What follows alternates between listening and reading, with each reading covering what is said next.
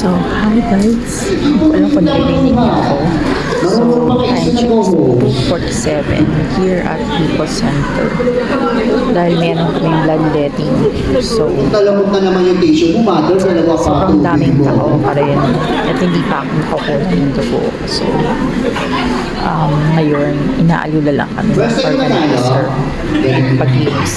And namimigay ng Gutom na gutom na. Monday.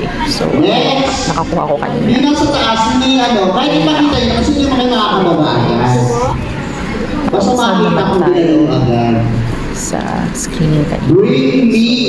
Yun lang. So, Nakakapagod ipa na. mamaya. Bring So, me. guys, ang kukunin na lang sa akin is RA, Kutsara blood tinito. type, at saka hemoglobin na lang. So, clear naman na ako sa vital signs Kahit ano, disposable na di. sa 5, doktor. 4, Hemoglobin and blood type lang. Sobrang daming tao. Grabe. Be back mamaya. Ano? Sorry guys.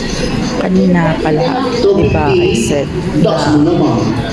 Ano ba? nakuha ko na Monday. Ano ka lang? Kasi I pinag-pressure got mo ako eh. 3 Mondays. Ah, okay. Dalawa, hinigi ko sa dalawang kapatid ko. Game. Ayun. Yun lang. Be back mamaya. Pag natapos lahat. Bye. Time check, it's already for something. And nakapila pa din po ako dito sa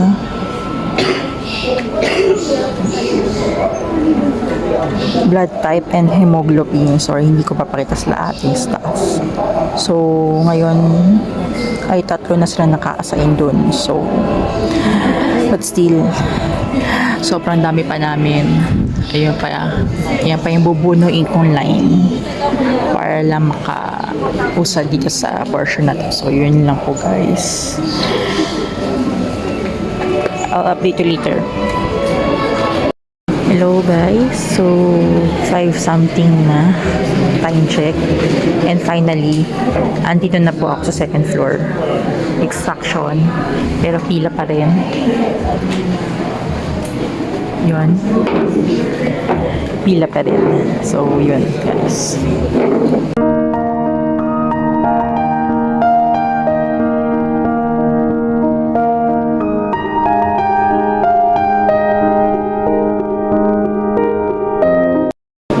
Hi guys, time check 7:19 PM na. Ngayon pala ako pinuhanan ng dugo. So yan, that's my blood. O positive. So yun lang guys. So another bloodlet na naman na napaka super freaking hectic.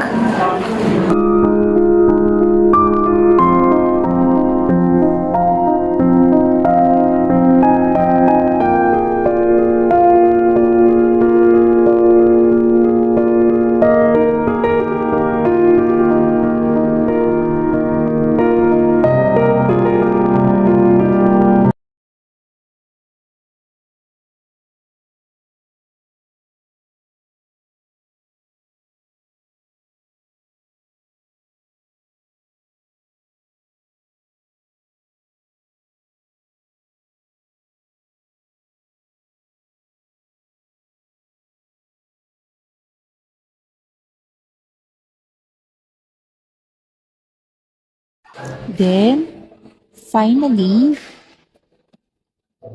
mga around 5 o'clock yan, nasalang na rin ako for blood donation. Catered by Philippine Blood Center. So, ayan ako. Nakahiga na. And then yan. Sa Pavilion Activity Center ako. Second floor. And doon si ate. Siya yung nag-assist sa akin. And that's my blood. Pinupuno na. Oh, ang ganda talaga ng dugo ko. By the way, guys, I'm blood type O+.